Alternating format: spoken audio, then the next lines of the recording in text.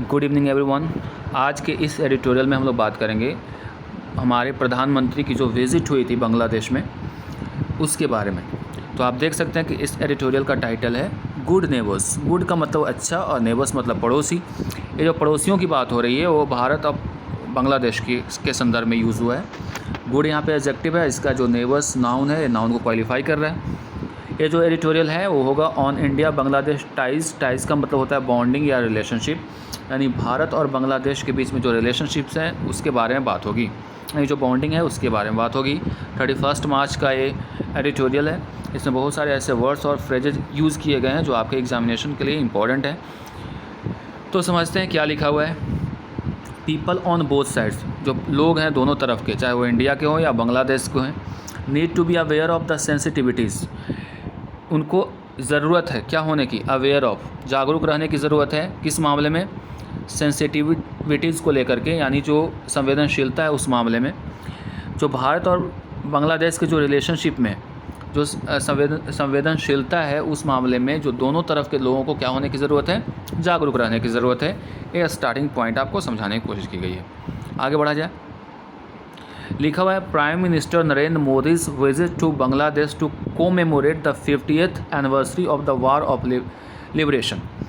इतना समझें, इससे पहले दो तीन बातें यहाँ पे आपको समझा देना ज़रूरी है। पहली बात तो ये कि प्राइम मिनिस्टर के पहले द क्यों नहीं लगा हुआ है। तो ऐसे प्राइम मिनिस्टर, होम मिनिस्टर या फिर कोई भी पोस्ट होता है उसके पहले द लगता है, जैसे the prime minister of India बोलते हैं यहाँ पे। लेकिन यहाँ पे इसलिए नहीं लगा क्योंकि इसके बाद उनका नाम आ जा रहा है नरेंद्र मोदी। तो जब ऐसा सिचुएशन आता है तो यहाँ पे प्राइम मिनिस्टर के पहले द नहीं लगता है। पहली बात तो ये हो गई। दूसरी बात, आपको कहीं भी अपोस्ट्रॉफी एस लगा हुआ नज़र आ जाए तो उसके बाद हमेशा नाउन आता है, ये भी आपको याद रखना होगा। दो चीज़। और तीसरी बात जो सबसे इम्पॉर्टेंट है यहाँ पे समझना वो है कि अगर विजिट वर्ब की तरह इस्तेमाल होता है, अगर विजिट का इस्तेमाल आप वर्ब की तरह करते हो तो ऐसे कंडीशन में आप इसके साथ प्रीपोजिशन का इस्तेमाल नहीं करते हो, लेकिन ए नाउन की तरह इस्तेमाल होगा तो इसके साथ टू लगेगा। यहाँ पे मोदीज़, यहाँ पे अपोस्ट्रॉफी एस लगा हुआ है, इसके बाद ये नाउन आएगा, मैंने जैसा बताया आपको। तो यहाँ पे विजिट जो है नाउन है जिसकी वजह से इसके साथ टू लगा हुआ है, लेकिन ये वर्ब होता है। जैसे आई विजिट, कोई पर्टिकुलर प्लेस लिखा हुआ रहेगा तो विजिट टू दिल्ली नहीं बोल सकते हैं, आई विजिट दिल्ली या आई विजिटेड दिल्ली, ऐसा बोलना पड़ेगा। अब हम लोग समझते हैं। तो प्राइम मिनिस्टर नरेंद्र मोदी की जो विज़िट हुई बांग्लादेश में, पर्पस था कोमेमोरेट करना यानी सेलिब्रेट करना the 50th anniversary of the war of liberation. जो 50वीं वर्षगांठ थी वार ऑफ लिबरेशन की, यानी इसी दिन, यानी 50 साल पहले जो था बांग्लादेश एक अलग देश बना था। जैसा कि आपको पता होगा कि जो बांग्लादेश है वो पाकिस्तान से अलग होकर के नया देश बना है। एंड द सेंटनरी वर्ड का यूज़ हम यहाँ पे करते हैं जब 100वीं साल हो जाती है किसी चीज़ को। तो centenary year of Sheikh Mujibur Rahman. तो मुजीबुर रहमान की बात अगर हम लोग बोलें, जैसे हम लोग इंडिया में गांधी जी को मानते हैं उसी प्रकार बांग्लादेश में उनको राष्ट्रपिता के नाम से जाना जाता है। तो जो उनका जो 100वीं वर्षगांठ थी, centenary year of Sheikh Mujibur Rahman and he is meeting with prime minister Sheikh Hasina. और जो उनकी मीटिंग हुई किसके साथ, वहाँ की जो प्राइम मिनिस्टर हैं शेख हसीना के साथ, शोकेस्ड मतलब दर्शाता है या दर्शाया the deep history of the two nations, यानी शेयर देयर, जो उनकी जो डीप हिस्ट्री है, जो गहराई से जो इतिहास है, गहरा जो इतिहास है दोनों का, भारत और बांग्लादेश का, वो दिखाता है। फिर से समझते हैं क्या यहाँ पे बोला गया। प्राइम मिनिस्टर नरेंद्र मोदी की जो विज़िट हुई बांग्लादेश में, पर्पस था कोमेमोरेट करना, यानी कह सकते हो सेलिब्रेट करना 50th anniversary of war of liberation, जो 50वां साल था मुक्ति संग्राम का, उसको सेलिब्रेट करना। और centenary year of Sheikh Mujibur Rahman, जो वहाँ के राष्ट्रपिता कहे जाते हैं, उनका जो 100वां साल था उसको सेलिब्रेट करना। और उनकी जो मीटिंग हुई प्राइम मिनिस्टर शेख हसीना के साथ, ये दर्शाया the deep history of the two nations, दोनों देशों के बीच में जो गहरी ऐतिहासिक कुछ घटनाएं हैं उसके बारे में दर्शाता है। शेयर देयर फ्यूचर प्लान्स, उन्होंने अपने फ्यूचर प्लान्स बताएं, योजनाएं बताएं कि फ्यूचर में क्या होगा। एंड द चैलेंजेस अहेड, और क्या क्या चुनौतियां हैं आगे। एट द इवेंट्स में जो वहाँ पे हुआ, विच जिसमें शामिल है, इंक्लूडेड का मतलब होता है शामिल होना, and emotive ceremony, emotive word का मतलब होता है इमोशनल। तो एक इमोशनल सेरेमनी हुआ कहाँ? ढाका में। ढाका जो है बांग्लादेश की राजधानी है, आपको याद रखिएगा। कल्चर प्रोग्राम, इसमें क्या क्या शामिल था ये बतलाने की कोशिश की गई है। जो इवेंट्स हुए हैं उसमें शामिल थे एक इमोटिव सेरेमनी इन ढाका, यानी एक इमोशनल सेरेमनी हुई ढाका में। एक कल्चरल प्रोग्राम हुआ। इंडियाज़ कॉन्फरिंग, कन्फर करना का मतलब होता है देना किसी को, प्रोवाइड करना, प्रेजेंट करना, गिफ्ट करना, ऐसा कह सकते हो। तो प्रेजेंट किया गया of the Gandhi peace price, Gandhi peace price दिया गया किनको? पोस्थमसली। पोस्थमस का मतलब होता है आफ्टर डेथ, यानी मरने के उपरांत, वो कहलाता है पोस्थमस। यानी एक इसको दिया गया मुजीब को, उनके मरने के उपरांत उनको प्रदान किया गया Gandhi peace prize. And a visit by mister Modi to, देखिए यहाँ पे भी विजिट जो है एक नाउन की तरह इस्तेमाल हो रहा है क्योंकि इसके पहले आर्टिकल लगा हुआ है। और visit by mister Modi to the Bangabandhu Mujib memorial का मतलब होता है स्मारक एट हिज होम टाउन, जो उनका घर है, इन तुंगीपारा। तो क्या क्या इवेंट्स में हुए? पहली बात तो ये हुई कि इमोशनल सेरेमनी एक हुई वहाँ पे ढाका में। दूसरा कल्चरल प्रोग्राम हुए और इंडिया ने कॉन्फर किया यानी प्रदान किया गांधी पीस प्राइज़। पोस्टमसली का मतलब होता है मरणोपरांत, मरने के बाद, किसको? मुजीब को। और उसके बाद मोदी जी की विजिट हुई कहाँ? बंगबंधु मेमोरियल, जो कि है उनके होम टाउन में। किनके होम टाउन में? जो मुजीब हैं उनके होम टाउन में। और उस होम घर का नाम क्या है? Tungipara. The leaders paid homage, पे होमेज का मतलब होता है पे ट्रिब्यूट टू, श्रद्धांजलि देना, टू द नेशंस फाउंडर्स, जो नेशन के फाउंडर हैं उनको श्रद्धांजलि दी गई। मिलियंस मैस्कर्ड, वैसे लोग जो मारे गए थे, मिलियंस थे, by the Pakistani military regime in 1971। जैसा कि आपको पता होगा कि जो अगर आप बांग्लादेश के इतिहास को जानते होंगे तो 1971 में युद्ध छिड़ा था और वेस्ट पाकिस्तान और ईस्ट पाकिस्तान के बीच में था। और जो वेस्ट पाकिस्तान है वो पाकिस्तान अभी है और जो ईस्ट पाकिस्तान था वो अभी बांग्लादेश बन गया। तो 1971 में युद्ध हुआ था। तो वहाँ जो लोग, मिलियंस ऑफ लोग मारे गए थे मिलिट्री, पाकिस्तानी मिलिट्री के द्वारा, उनको श्रद्धांजलि दी गई। And those who died fighting for Bangladesh freedom, और उनको श्रद्धांजलि दी गई जो मर गए यानी मारे गए fighting for Bangladesh freedom, Bangladesh के फ्रीडम के लिए, जो यानी जो उनको मुक्ति के लिए लड़े, उनको भी श्रद्धांजलि दी गई। इंक्लूडिंग, उसमें शामिल थे नियरली, लगभग 4000 इंडियन सोल्जर्स, लगभग 4000 इंडियन सोल्जर्स भी थे जिनकी जो अपना बलिदान दिए इस संग्राम में, यानी बांग्लादेश के जो मुक्ति संग्राम में 4000 इंडियन सोल्जर्स भी लगभग मारे गए थे। India's role in the creation of Bangladesh was highlighted by, India's role यहाँ पे नाउन है, in the creation of Bangladesh, Bangladesh के क्रिएशन में, वाज हाईलाइटेड यहाँ पे हाईलाइट किया गया यानी एम्फेसाइज किया गया, किसके द्वारा? यहाँ पे एमएस का मतलब होता है मीज़, कोई अगर औरत है और बड़ी हस्ती हैं तो उनके लिए मिस या मिसेज ऐसा इस्तेमाल नहीं होता है, इनके लिए एमएस जो आता है उसका मतलब होता है मीज़। तो मीज़ हसीना के द्वारा बांग्लादेश के जो क्रिएशन में इंडिया का क्या रोल है इसको हाईलाइट किया गया, दर्शाया गया। Was as she thanked India for its aid, उसने भारत को क्या किया? थैंक्स किया, यानी उसको धन्यवाद दिया भारत को, किस लिए? इसके सपोर्ट के लिए। एड का मतलब क्या है यहाँ पे? सपोर्ट के लिए। एंड लेटर, इसके बाद, फॉर प्रोवाइडिंग हर शेल्टर, और उनको शेल्टर प्रदान करने के लिए। When members of her family, जब उनके जो फैमिली के मेंबर्स थे, इंक्लूडिंग हर फादर, और उनके फादर भी थे जिनका नाम है मुजीब, वर एसेसिनेटेड, जब उनके फैमिली मेंबर्स को एसेसिनेट कर दिया गया यानी मौत के घाट उतार दिया गया, ऐसी परिस्थिति में भारत ने शेख हसीना को शेल्टर दिया, आवास दिया, या कह लो कि आसरा दिया। उसके लिए उन्होंने थैंक्स बोला इंडिया को। ये जो एसेसिनेटेड जो वर्ड है, ये वर्ड बहुत इंपॉर्टेंट है, आपके एसएससी के एग्जामिनेशन के अंदर ये पूछे जाते हैं स्पेलिंग एरर के तौर पे। तो इसका स्पेलिंग आप याद रखिएगा, ASS, जो एस का जो 2 बार यूज़ कर लीजिएगा, 2 बार गधा का, जो स्पेलिंग होता है एस, तो ASS और IN लगा देना है, तो असैसिन हो गया। इसका इस्तेमाल हम लोग तब करते हैं जब कोई बड़ी हस्ती की को मार दिया जाता है तब। अभी आगे हम पढ़ते हैं क्या लिखा हुआ है। Mister Modi wrote in an editorial of the hope for Sonali अध्याय। आप जाते हैं किसी देश में तो एक मेमोरियल के तौर पे वहाँ पे लिखाया जाता है, तो उन्होंने अपने एडिटोरियल में लिखा, अपने जो अपनी बात रखी उन्होंने, उसमें उन्होंने कहा कि एक आशा थी किस चीज़ की, सोनाली अध्याय की, यानी गोल्डन चैप्टर की, इन साउथ एशिया में, डैट बंगबंधु किसको कहा जाता है, बंगबंधु वहाँ पे मुजीबुर रहमान को कहा जाता है।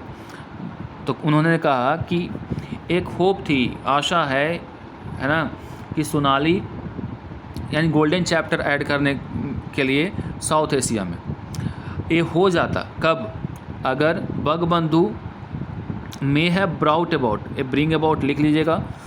ब्रिंग अबाउट एक फ्रेज़ होता है जिसका मतलब होता है to cause something to happen, to cause something to happen, यानी कुछ होने का कारण बनना। तो इन्होंने कहा कि अगर बंगबंधु हुए होते अब तक तो क्या होता, मे हैव ब्राउट अबाउट मतलब ये हो चुका होता। Had he bin not killed, अगर वो मारे नहीं जाते, had he not been killed, अगर वो मारे नहीं जाते तो ये हो जाता। हालांकि यहाँ पे मे लगाना गलत है, यहाँ पे माइट हैव होगा क्योंकि पास्ट की बात हो रही है और पास्ट कंडीशनल मे हैव नहीं होता, माइट हैव। तो ये हो गया होता अगर बंगबंधु जो हैं वो जीवित हो रहते, यानी वो मारे नहीं जाते तो। यानी जो गोल्डन चैप्टर जोड़ने की बात हो रही है यहाँ के इतिहास में, अगर यहाँ की बात कही जा रही है तो मोदी ने सिंपल ये कहा कि जो सोनाली अध्याय हो जाता है साउथ एशिया में अगर बंगबंधु जीवित होते तो। The two leaders built on, जो दो देश हैं, दो जो नेताओं की बात अगर यहाँ पे हो रही है, लीडर्स की बात हो रही है, बिल्ट ऑन का मतलब होता है किसी मत पे एक होना, किसी बात को लेकर एक होना। देयर दिसंबर 2020 वर्चुअल मीट, 2020 में एक वर्चुअल मीट हुई थी, ऑनलाइन मीटिंग हुई थी। बाय बोल्स्टर करना का मतलब होता है सपोर्ट करना, यानी उसको प्रोत्साहित करना, स्टिमुलेट करना। बोल्स्टरिंग प्लान्स फॉर, किसके लिए प्लान है, कनेक्टिविटी एंड इंफ्रास्ट्रक्चर।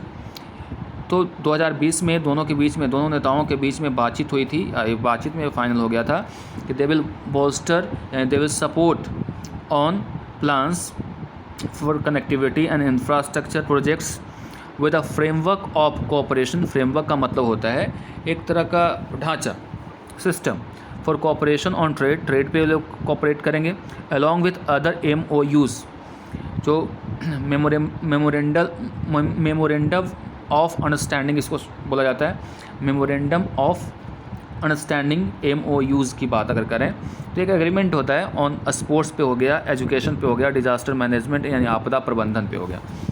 2000 की मीटिंग में, 2020 में जो मीटिंग हुई इन दोनों के बीच में, उस पर दोनों में बात ये बनी कि ये लोग कनेक्टिविटी पे, इंफ्रास्ट्रक्चर प्रोजेक्ट्स पे, frameworks with a framework of cooperation on trade को लेकर के दोनों के बीच में एक सिस्टम बनेगा।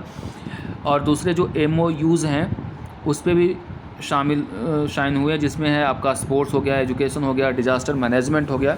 इन सारी बातों पे बात बनी थी इन दोनों नेताओं के बीच में, जो 2020 में इन लोगों के बीच में मीटिंग हुई उसमें। India Bangladesh ties in the past 15 years की अगर बात करें, भारत और बांग्लादेश के जो रिलेशनशिप हैं उसकी अगर बात करें पिछले 15 सालों में, सिंस मीज हसीना वाज इलेक्टेड, जब से मीज हसीना वहाँ इलेक्ट हुई, चुनी गई, हैव बिन मार्क्ड बाय, देखिए हैव किसके लिए यूज़ हुआ है, टाइज़ के लिए। दोनों के बीच में जो टाइज़ हैं, हैव बिन मार्क्ड बाय, जो कि इंगित करता है, इशारा करता है या उल्लेखनीय है, न्यू एरियाज ऑफ कोऑपरेशन, जिसमें कई कोऑपरेशन, आपसी सहमति के कोऑपरेशन के एरियाज़ बने, and an ability to resolve, और इसमें एक क्षमता उत्पन्न हुई रिजॉल्व करने की, स्पेसिफिक डिफरेंसेस, दोनों के बीच में जो अंतर हैं, जो खास अंतर हैं उसको रिजॉल्व करने का एक अंडरस्टैंडिंग बनी, एबिलिटी तैयार हुई। मीज हसीनाज डिसीजन, जो मीज हसीना का जो डिसीजन था, बिगिनिंग 2009 में, शुरुआत के 2009 के शुरुआत में, to shut down anti Indian terror camps. Shut down का मतलब होता है ख़त्म कर देना, एंड कर देना, सीज़ कर देना। भारत के ख़िलाफ़ जो एंटी इंडिया टेरर कैंप्स लगे हुए थे उसको ख़त्म कर देना। And to hand over nearly 2 dozen of India's most wanted, जो भारत के लिस्ट में जो लगभग डज़न भर 2 डज़न मोस्ट वांटेड थे उसको उसका प्रत्यार्पण कर देना, हैंड ओवर कर देना। रिवर्स्ड मिसट्रस्ट, इन दोनों देशों के बीच में पहले कुछ मिसट्रस्ट यानी अविश्वास उत्पन्न हो गए थे, उसको इसने क्या कर दिया, फिर से विश्वास में परिणत कर दिया, रिवर्स कर दिया, यानी दोनों देशों के बीच में फिर से एक अच्छा रिलेशनशिप कायम हो गया। फिर से समझते हैं। कहा गया कि जो अगर कॉपरेशन की बात करें तो 15 सालों से इंडिया और बांग्लादेश के बीच में अच्छे संबंध चल रहे थे, बीच में ख़राब हुए थे।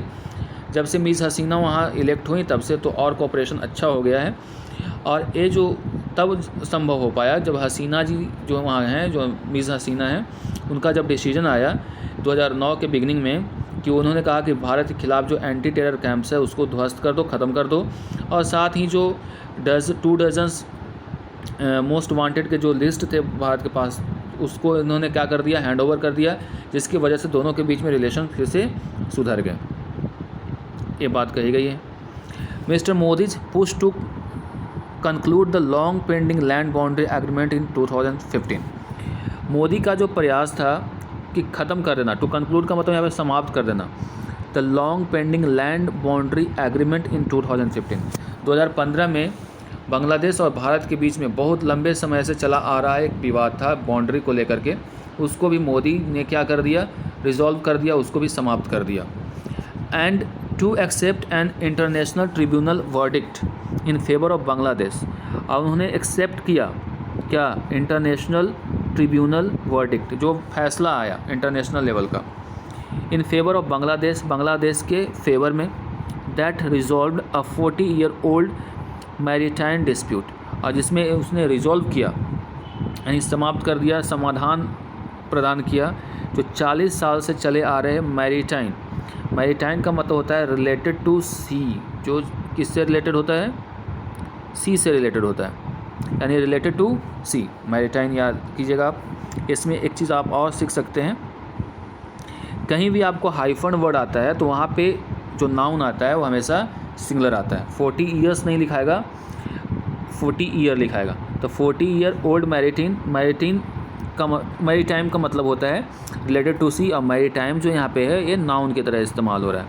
ऐसे भी इसके बाद अगर नहीं नाउन होता तो ऐसे लिखाता 40 ईयर्स लिखाता, जैसे 40 ईयर्स हैव पास्ड लिखाता, लेकिन यहाँ पे चूँकि इसके बाद नाउन आ जा रहा है इसकी वजह से आप 40 ईयर ही बोलेंगे, 40 ईयर्स नहीं होगा। एक कॉमन एरर आता रहता है एग्ज़ाम में, ये भी आपको समझना है। ऐसे भी हाइफन अगर वर्ड है तो उसके बाद सिंगुलर ही आएगा। तो एक वर्डिक्ट आया था, उसके अनुसार उसको भी मोदी जी ने मान लिया, और जो 40 सालों से पुराना आ रहा था समुद्री विवाद उसको भी रिजॉल्व कर लिया गया, ये बतलाने की कोशिश की जा रही है यहाँ पे। बिल्ड कॉन्फिडेंस एज वेल, और दोनों के बीच में कॉन्फिडेंस भी उत्पन्न हुआ। अदर इश्यूज़, दूसरे जो इश्यूज़ हैं, इफ़ अनरिजॉल्व, अगर ये अनरिजॉल्व रहते, कुड पोज चैलेंजेज, इससे चुनौतियाँ उत्पन्न हो जाती। द जॉइंट स्टेटमेंट नोटेड, जो जॉइंट स्टेटमेंट आया दोनों नेताओं का, उन्हें noted the need to resolve the dispute over Teesta water sharing. Teesta यहाँ पे जो बात आई है वो 3 नदियों, जो अभी शायद विजुअल नहीं है लेकिन 3 नदियों से रिलेटेड है, इसलिए तीस्ता वाटर शेयरिंग। जो कुछ नदियाँ हैं जो बहती हैं इंडिया और बांग्लादेश दोनों देशों में, उनके जो वाटर का शेयरिंग को लेकर के जो विवाद है, तो जॉइंट स्टेटमेंट में दोनों देशों के नेताओं ने कहा कि इस मामले को रिजॉल्व करना बाकी है, जो पानी को कैसे शेयर कर रहे हैं। एंड 6 अदर्स रिवर्स, और कुछ दूसरे 6 रिवर्स हैं उसको लेकर के। The problem of Bangladeshi civilians, जो बांग्लादेशी सिविलियंस हैं, being killed at the border has dented relations, जिनको मारा जा रहा है, किल किया जा रहा है एट द बॉर्डर पे, हैज़ डेंटेड, ये वर्ड आपको नोट करने के लायक है। डेंट करना का मतलब होता है वीकेंड करना, कमज़ोर कर देना, यानी उसने रिलेशंस को, यानी जो संबंध है उसको कमज़ोर कर दिया है। यानी जो बांग्लादेशी जो सिविलियंस हैं उनको बॉर्डर पे मारा जाना, इसकी वजह से क्या हो रहा है कि भारत और बांग्लादेश के बीच में जो रिलेशन है वो कमज़ोर हो गए हैं, डेंटेड हो गए हैं। द मोदी गवर्नमेंट्स, जो मोदी सरकार है, कंसर्न्स ओवर, कंसर्न्स का मतलब यहाँ पे चिंता है, और यहाँ पे ध्यान दीजिएगा कंसर्न्स यहाँ पे अगर वर्ब है, कंसर्न्स यहाँ पे नाउन है क्योंकि यहाँ पे अपोस्ट्रोफी आ रहा है। तो concerns over the treatment of Hindus, जो मोदी सरकार की जो चिंताएं हैं वो किसको लेकर के है, हिंदू के साथ जो ट्रीटमेंट किया जा रहा है। An impetus for the CAA, एक क्या है, इम्पिटस है, स्टिमुलस कह सकते हो, यानी वो CAA के लिए प्रेरित करता है। CAA आप जानते होंगे, ये है सिटीजनशिप अमेंडमेंट एक्ट, जिसको लेकर के काफ़ी हंगामा भी हुआ हमारे देश में, और कोई भी एक्ट हो उसके पहले आप आर्टिकल द लगाते हो, याद रखिएगा। तो द सिटीजनशिप अमेंडमेंट एक्ट आया था, तो कह रहा कि जो हिंदू के ऊपर अत्याचार होता है, उनके साथ गलत तरीके से ट्रीट किया जाता है, इसकी वजह से इसका जो इम्पिटस है यानी स्टिमुलस है, यानी इसका जो परिणाम हुआ, या फिर ऐसा कह लो जो आपको प्रेरित करता है किस चीज़ के लिए, CAA को लेकर के।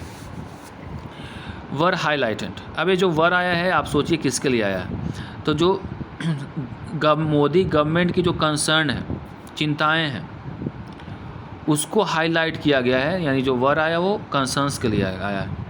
और उनकी चिंता किस बात को लेकर के है, जो हिंदुओं के साथ जो ट्रीटमेंट होता है उसको लेकर के, यानी the Modi government's concerns were highlighted as the PM performed 2 temple pujas and addressed a rally of minority Matua Hindus। एक कहाँ पे चिंता को दिखता है, जब मोदी ने क्या किया, हाईलाइट किया, क्या करके, परफॉर्म करके टेम्पल में जो पूजा उन्होंने किया, और उन्होंने एड्रेस किया किसको, माइनॉरिटी को। वहाँ पे हतुआ एक समुदाय है जो अल्पसंख्यक के श्रेणी में आता है, उसको एड्रेस करके मोदी जी ने ये जाहिर किया, अपनी चिंताओं को जाहिर किया कि वो हिंदू के साथ हो रहे गलत व्यवहार को लेकर के कितने चिंतित हैं। इसलिए उन्होंने जानबूझ करके टेम्पल में पूजा भी की, और वहाँ पे मतुआ जो हिंदूज़ हैं उसको एड्रेस भी किया। अब उनका एक अल्टीमेट गोल ये भी था कि वेस्ट बंगाल में अभी चुनाव चल रहे हैं, और मतुआ का अच्छा खासा जुड़ाव TMC के साथ रहा है, और उनको अपने फेवर में करने के लिए भी हो सकता है कि इन्होंने ऐसी चाल चली हो। आगे बढ़ते हैं। द विजिट्स, यहाँ पे द लगा हुआ है, आर्टिकल, इसके बाद नाउन आया, विजिट्स इसलिए हुआ। Raised eyebrows in India, eyebrow का मतलब होता है गुस्सा दिलाना, रेज आईब्रो एक फ्रेज होता है, मतलब गुस्सा दिलाना, यानी गुस्सा उत्पन्न करना। तो जो उनकी विजिट्स थी, raised eyebrows in India, Bharat में भी लोगों को गुस्सा दिलाया। As they took place even, क्योंकि एक कब हुआ, जब West Bengal went to vote, ये तब हुआ जब वेस्ट बंगाल है वो वोट करने के लिए तैयार था, यानी वोट देने गया। उस समय इनकी विज़िट हुई बांग्लादेश में, जिसकी वजह से इंडिया में कई लोग गुस्से में भी थे। बट इट बिकेम क्लियर ये क्लियर हो गया कि दे विल हैव रिपरकशन भी बहुत इंपॉर्टेंट वर्ड है, इसका मतलब कॉन्सिक्वेंस, यानी इसका मतलब होता है परिणाम, रिजल्ट, इन बांग्लादेश एज वेल, इसका परिणाम जो है बांग्लादेश में भी देखने को मिला। यानी उनकी जो विज़िट हुई बांग्लादेश में, तो भारत के लोगों में तो गुस्सा है ही, उसके अलावा बांग्लादेश में भी इसका प्रभाव देखने को मिला। आगे बढ़ते हैं। रिपरकशन का मतलब होता है इसका result. Protest against mister Modi's visit, जो अब वहाँ पे परिणाम क्या निकला कि जो मोदी की जो विजिट हुई उसके अगेंस्ट में कई लोगों ने प्रोटेस्ट किया, मतलब उनका विरोध किया। टर्न वायलेंट, जो उनके जो विरोध था वो वायलेंट हो गया, यानी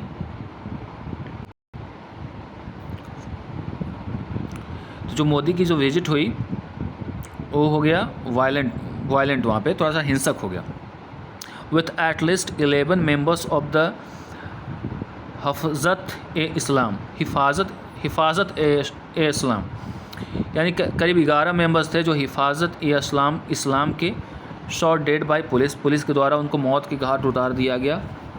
एक संगठन से जुड़े हुए थे, हिफाजत-ए-इस्लाम ऐसा कुछ नाम है, तो उसके 11 मेंबर्स को पुलिस ने शॉट डेड कर दिया, गोली मार दी। एंड रेप्रीसल का मतलब क्या होता है? रेप्राइसल का मतलब होता है उसका जो रिटेलिएशन का तो लो या रिवेंज का लो, बदला। तो जो उसका बदला वायलेंस, जो उसके अगेंस्ट में जो वायलेंस हुए, हिंसा हुई, यानी 11 लोगों को मार दिया गया, उसके रेप्रेजल जो हुआ violence against the Hindu minority, और हिंदू माइनॉरिटी के ख़िलाफ़ उसका हुआ रिटेलिएशन हुआ बाय इस्लामिस्ट मॉब्स, यानी जो इस्लामिस्ट मॉब हैं उसके द्वारा हिंदू पे क्या किया गया? हमला किया गया। The events only underline the need for a deeper understanding. ये जो घटनाएं घटी वो अंडरलाइन करता है, यानी हाईलाइट करता है, एम्फेसाइज करता है, जोर डालता है need for a deeper understanding, एक गहरी समझ, या दोनों के बीच में जो गहरी समझ है, यानी बोथ साइड्स लिखा हुआ है, यानी जो मामला है सेंसिटिविटी को लेकर के, यानी जो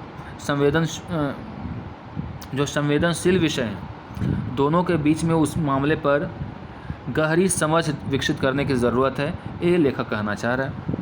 तो इंडिया और बांग्लादेश की जो रिलेशनशिप है उसके जो संवेदनशीलता है उस पर गहन अंडरस्टैंडिंग की ज़रूरत है, डीपर अंडरस्टैंडिंग की ज़रूरत है। Even as its many successes, इसके बावजूद भी कि इसके बहुत सारे सफलताएं हैं, आर काउंटेड एंड सेलिब्रेटेड, इसको नोटिसेबल हैं और जिसको आप सेलिब्रेट कर सकते हैं। यानी कहना ये लेखक चाह रहा है कि हालांकि दोनों की जो मामले को लेकर के बहुत ज़्यादा सेंसिटिविटी है, यानी संवेदनशीलता है, ऐसे मामलों में अगर आप अच्छी तरह से इसको समझें तो अच्छी बात होगी। इसको डीपर अंडरस्टैंडिंग की ज़रूरत है इंडिया और बांग्लादेश को रिलेशनशिप को लेकर के, और इसके हालांकि बहुत सारे सक्सेसेस भी हैं, सफलताएँ भी हैं जिसको आप सेलिब्रेट कर सकते हो, लेकिन इसके साथ साथ कई बाधाएँ भी हैं।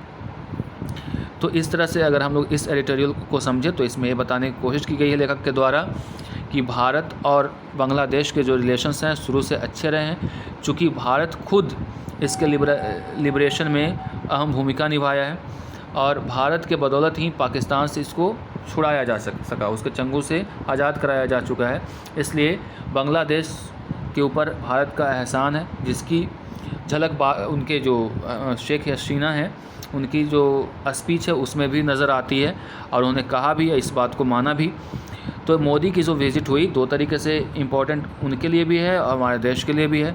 कुछ जो मामले पे जो MOUs साइन हुए उसको लेकर के हमारे देश के पक्ष में अच्छा है, और वेस्ट बंगाल में चूँकि चुनाव है, मथुआ समुदाय का अच्छा प्रभाव रहता है वहाँ के जो वोटिंग पे या वहाँ के जो सीट्स होते हैं उन पे, और उनको रिझाने का भी प्रयास मोदी के द्वारा किया गया है, जिसकी शिकायत हाल फिलहाल में आप देखेंगे कि ममता बनर्जी की पार्टी के द्वारा चुनाव आयोग से किया गया।